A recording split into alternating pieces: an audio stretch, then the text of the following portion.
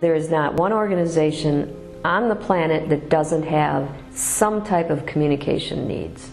So whether it's media, mass media, that's one form of communication, but every organization from nonprofits to education to business to government has to have people who know how to strategically communicate.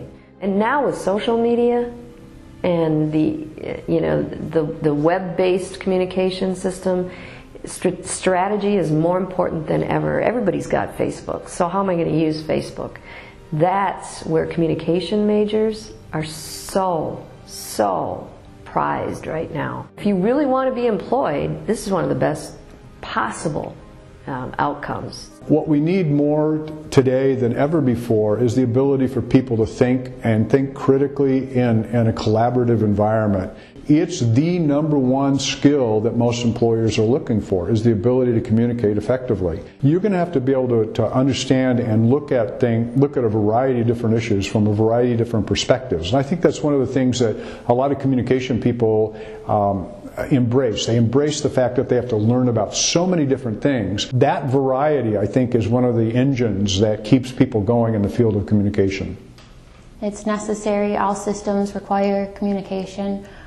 We are in an information society, and communication is what links all of these systems together. Communication is really one of those things that impacts everything we do. There's really very little part of our day now that doesn't have some sort of media or communication associated with it. So what I think we do here is provide students with the ability not only to become part of that, but also the tools to kind of comprehend that, process it, and challenge it. We want you to think very carefully and very critically about how media is constructed, why it's constructed, what it tries to do. That's what I think the value of communication is. Communication is at the center of being human.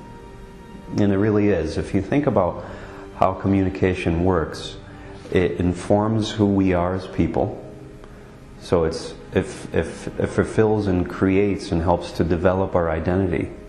But it also helps us to communicate with other people and figure out our environment and what things mean. So it makes sense that we would want to improve and know more about that.